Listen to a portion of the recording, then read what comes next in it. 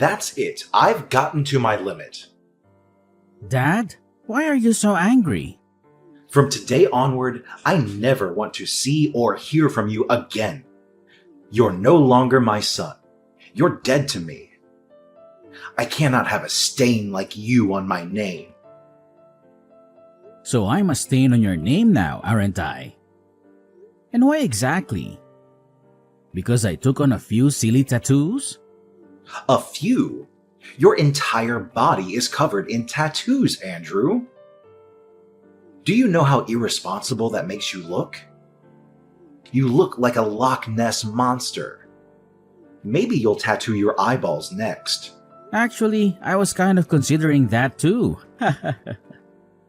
You see what I'm saying? No remorse whatsoever. You don't even feel remotely sorry for what your irresponsibility has cost me in my company. Remorse? Why? You want me to feel sorry for doing what I love? Why should I do that? You're a worthless son. You know that, right? I've lost a lot of contracts in the past few months because of you. Some of my associates think I'm the father of a hoodlum. One even said I can't handle his job if I can't handle my son. Can you imagine that? So I'm guessing you want to handle me now. Exactly. I need you out of my business and out of my life before it gets out of hand. Okay, but you remember that I was the one who helped you reel in all the contracts you currently work on, right? You lost your flair for pitch-perfect presentation years ago, Dad. You buried them all in the numerous women you brought to bed. Don't you dare talk to me like that, boy. I am your father. Are you? I thought you were disowning me just now, no? Get your story straight, Dad. I think it will interest you to know that I have another son, too. Before you start feeling yourself so much, Brandon is my well-groomed, picture-perfect son. He'll take over the company after me and do all the things you think you used to do for us. Brandon will take over the company. Do you even know how stupid that sounds? How many times had Brandon been in any of our training and meetings? Just the training, right? Brandon will get his training. How hard can that be? Look at it this way. If you can actually train yourself, Dad, then you can train Brandon because he actually took after you crazy and unstable. All right, that's enough. Andrew, this is the exact attitude I can no longer have in my house or in my company.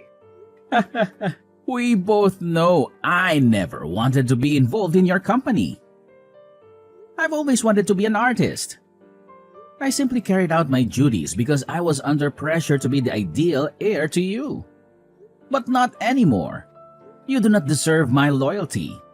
Especially because you're a narrow-minded person who does not accept people the way they are. You feel everybody has to fit into the mold you have created. That's not true. You know, I was proud of you in the beginning. Only because you never knew you'd have another son. You've always told me this. You kept me because you thought Brandon would never come along. You planned to usurp me even from birth. Your mother abandoned you after giving birth to you. She no longer wanted to be with me, so she left. She threw you onto a busy highway, just hoping a car would run along and crush you to shreds. That's why you have that disgusting scar on your wrist. And that should always serve as a reminder that I've been nothing but good to you. You should be grateful. You shouldn't have brought this up, Dad. You know I took my first tattoo just to cover up that scar. Do you always have to say things that hurt me? I don't care how you see it, Andrew. You're a lot of bad luck, and I just want you out of this family. Fine, I'll leave. Thank goodness. I'll send in documents for you to sign in this regard. Documents? Yes, accepting that you're no longer a part of this family. Relinquishing the family name and all whatnot. You'll no longer have access to the house or any rights to my company. Is that all? Yes, and please make it quick. I need the documents returned to my desk as soon as possible. I'll do all that you've said. However, the same arrangement applies to you. I'm no longer your son. Never call, text, or contact me ever again for any reason whatsoever. I'll also not be available to fix things when Brandon eventually messes everything up for you. Ha ha, you wish. You can go to hell for all I care. Just make sure you never return.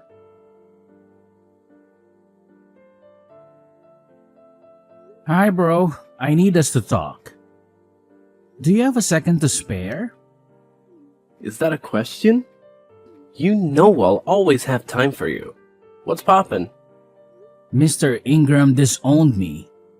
Mr. Ingram? Your dad? He's not that anymore, huh? Told you I sensed that coming. You shouldn't have gotten those tattoos he expressed he didn't want you to get. But these tattoos are me. They're art on my skin. My own personal means of self-expression.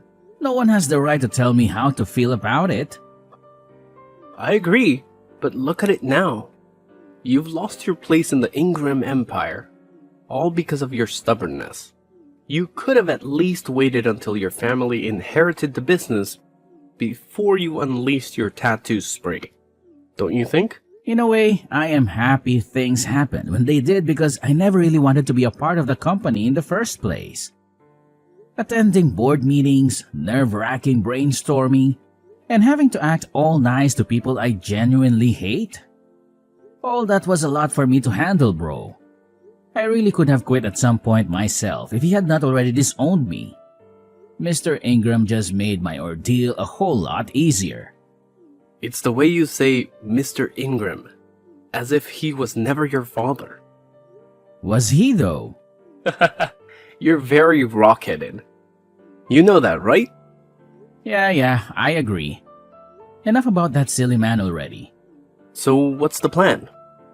I just need a place to crash for the night. You know, you didn't really have to text me. You could have just come straight to my place. I honestly didn't want to be a bother. You can never bother me. You're my bro. Or have you disowned me too? You joke about everything. I'm sorry. Just pull up at the crib. Thanks a lot, Kevin. I'll be gone before you know it. You can stay as long as you like. I don't mind. I was hoping to get my own place soon, though. We'll discuss that when you get here. Let's start by getting you off the streets. Thank you so much, bro. You're a lifesaver. It's really nothing. The little things brothers do for each other, right? Yeah.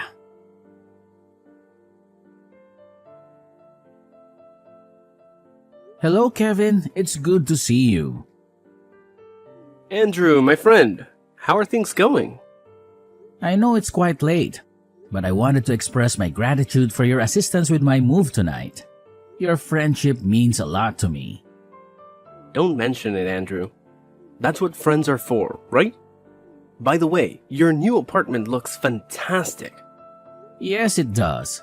And can you believe it? Miss Rebecca let me move in without asking for any rent up front or a security deposit. That does seem a bit unusual, doesn't it? It does seem a bit strange, but it could also be a fortunate turn of events, don't you think? It could be, but something about this situation feels a bit off to me. I was actually going to ask you about that. Why do you think Miss Rebecca made us hot coffee and cookies just because I was moving in? Is she always this hospitable to her tenants? How would I know? Well, you're the one who recommended her to me.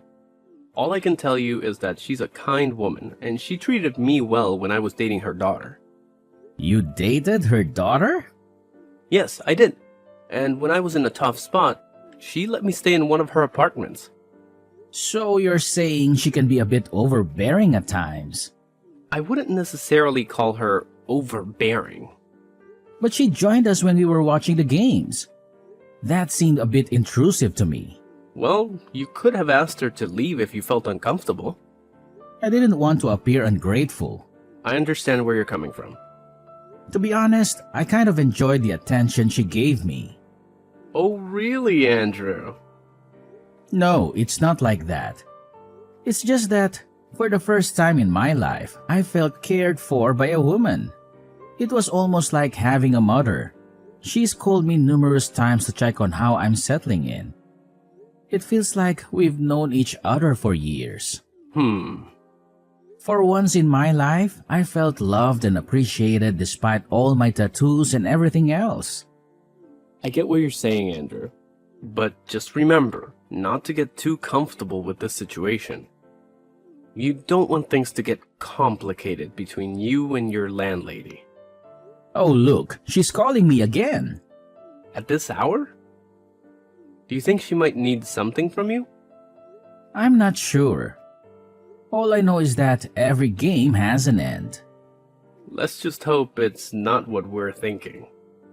Yes, let's hope so.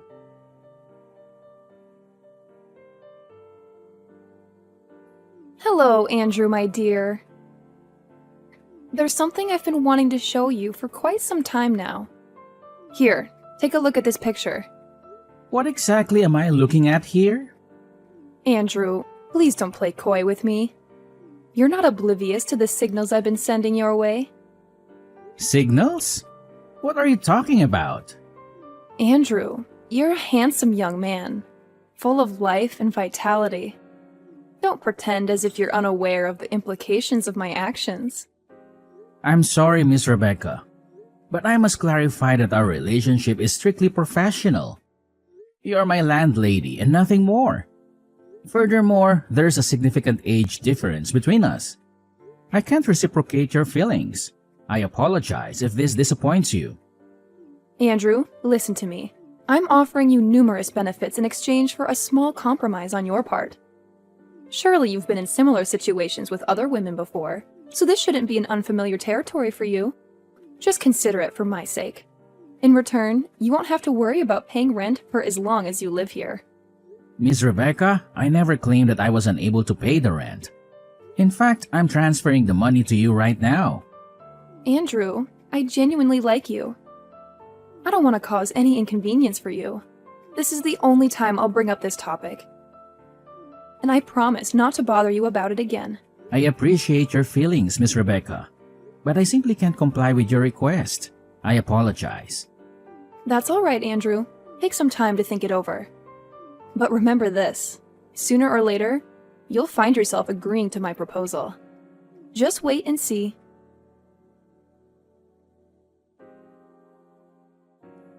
Hello, Andrew.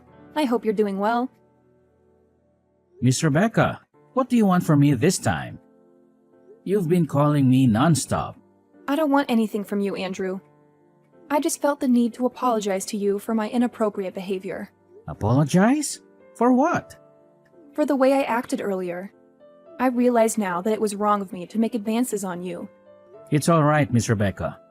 I'm not angry with you, but you should know that everyone in this complex holds you in high regard. You wouldn't want to tarnish that respect by behaving inappropriately. No, of course not. I don't usually behave like that. It's just that the moment I laid eyes on you, Andrew, I felt an intense attraction towards you. It was as if we had known each other for a lifetime. My initial instinct was to pursue a romantic relationship with you, which is why I was so forward with you. But now I realize that my approach was wrong. You remind me so much of my son. Your son? Yes, my son, King. I lost him when he was just 2 years old. I had to leave his father because I feared for my life, but that decision turned out to be the biggest mistake of my life. When I tried to get him back, his father had already left town with him. The fear of never seeing my son again was haunted me ever since. But when I saw you... I'm sorry. I shouldn't burden you with my sad stories. No, it's okay, Miss Rebecca. We all experience loss at some point in our lives. In fact, I never knew my mother either. My father told me she left us when I was 3 years old. Oh, Andrew. I'm so sorry to hear that. It's all right, Miss Rebecca. Sometimes sharing our tragic experiences with others helps us overcome them. Would you like to continue your story? Well, there isn't much more to tell. We were married for 3 tumultuous years because his father insisted on it. If he hadn't married me, he wouldn't have been appointed as the CEO of his father's company. But more than that, they needed an heir to carry on the family legacy. So after our son was born, Leonard didn't want anything more to do with me. He became violent and made several attempts on my life. Despite everything, I stayed because of our son. But one day it became too much. Did you say Leonard? Yes, Leonard. He was a cruel and wicked man. Pure evil. That day, he wanted me out of his house immediately, but I refused to leave without my son. In his rage, he smashed a wine bottle against the wall and threw it at me. I managed to dodge it, but then my 2-year-old son walked into the room. He got caught in the crossfire, and the flying glass cut his wrist. What? That day was the last time I saw him. After that incident, I ran away, but now I realize that leaving was the biggest mistake of my life. Later on, Leonard remarried and had another son with his new wife. Now, all of these years later, I don't even know if my son is alive or dead. What was your ex-husband's full name? His name was Leonard Ingram. Mom? What? Did you just call me Mom? No, my name is Andrew, not King. But why did you call me Mom? Because your story matches mine exactly. And this cut on my wrist. Can you show it to me? Alright, here's a picture of it. You might not be able to see it clearly because I've covered it up with tattoos over the years. Is this your left hand? Yes. Yes, it is. You are my son, King! That evil man must have changed your name. Your real name is King. King Leonard Ingram. All these years I've been searching for you, Mom. He told me you were dead. Oh, King, my sweet boy. Please come over to my apartment right now. I need to see you.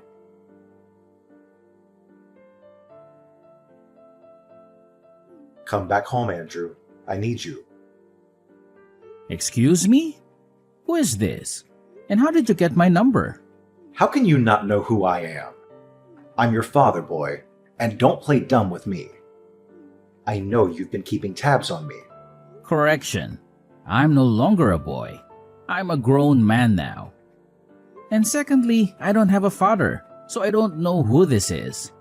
And thirdly, I haven't been keeping tabs on you. You're just too famous for your own good. Enough with this nonsense. I want you to come back home right now. You're the only one who can save the company. You don't have any right to command me in that matter, Mr. Ingram. Especially not after you threw me away like trash. I blocked your number before, and I'll do it again right now.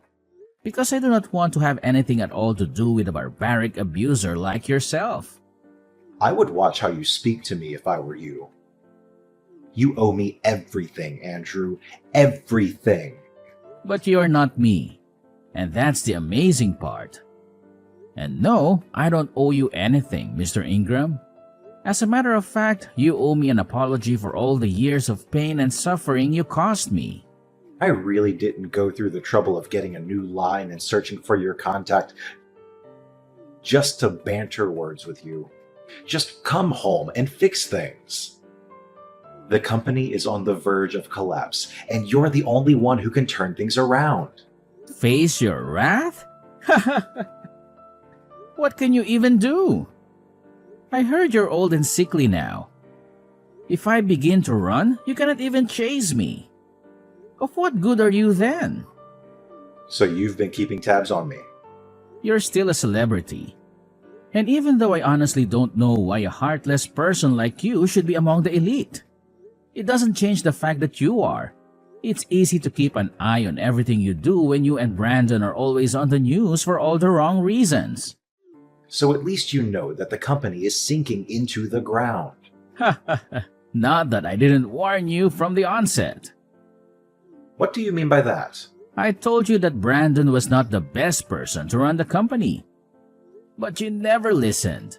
You let go of your key to generational success simply because of your narrow-minded ideas. P.S. The key was me. Okay, fine. You've won, okay?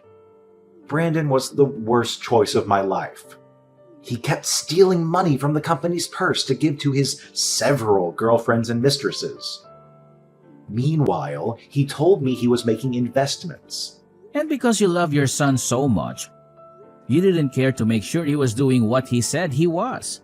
How crazy can you get? Just come home and fix things. We signed an agreement, didn't we, Dad?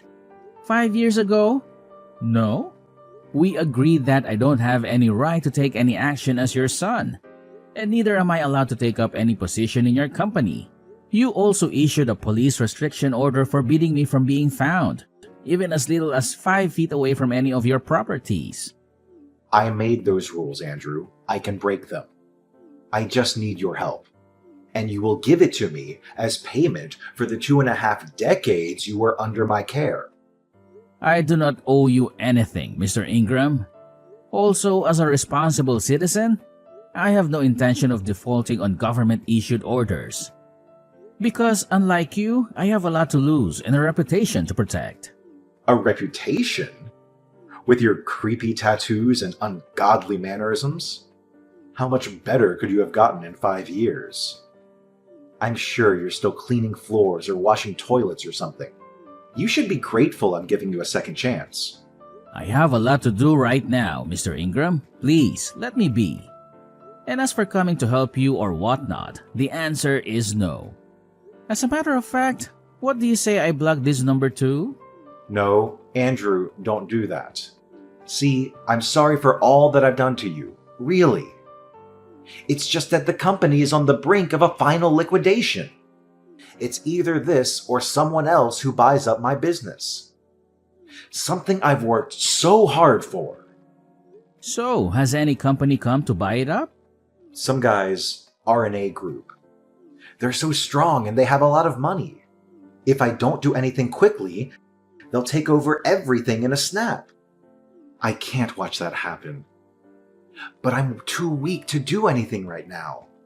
I need your help, Andrew, please. I'm sorry, Mr. Ingram, but I cannot be of any help to you at this moment. You're so ungrateful. I've always known you're a weakling, a failure. I've always known you would be my downfall. A disgrace to this family. Why can you not help me, even after I've begged and apologized? I cannot help you because I am the CEO of RNA Group. What? I founded the company after you disowned me. And for your information, RNA is an acronym for Rebecca and Andrew. Rebecca? My ex-wife, Rebecca? Yes, I found her. And she told me the actual truth about the wicked and evil way you treated her when you were both married. You're such an opportunist, and you don't even deserve to own IG Corporation or any other company for that matter. But you said you never wanted to be part of my company. You wanted to be an artist. Consider this my payback for treating my mother like trash all those years ago. You'll eat the dust you fed her with. You have my word. And by the way, my name is King. And I'm back to rule over all that is mine.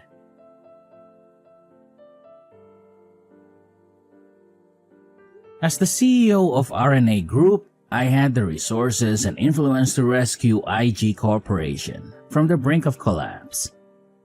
However, I had no intention of simply bailing out my father's sinking ship with a generous donation.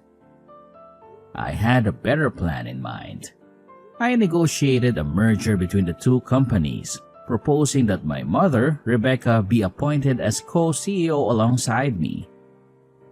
Rebecca, a brilliant businesswoman and the rightful heir to the empire, had suffered for years at the hands of my dad. She had been forced to leave him and me when I was just a toddler, after he tried to kill her with a broken wine bottle. The board members, eager to save their company, quickly rallied behind the idea. Leonard, realizing he had no other choice, begrudgingly agreed to the merger. As the ink on the agreement dried, Rebecca and I took the helm of the company. Together, we breathed new life into IG Corporation. My innovative ideas and my mom's strategic vision revitalized the once faltering empire in a surprising turn of events. We introduced new products and services, expanded our market share, and improved our customer satisfaction. My unconventional appearance and tattoos became symbols of creativity and resilience. In the end, Leonard and Brandon were ousted from the company and their family home, ultimately turning the tables and returning Leonard to a life of retribution and regret. He had lost everything he had worked so hard for, while I had gained everything he had taken away from me. Oh, sweet revenge.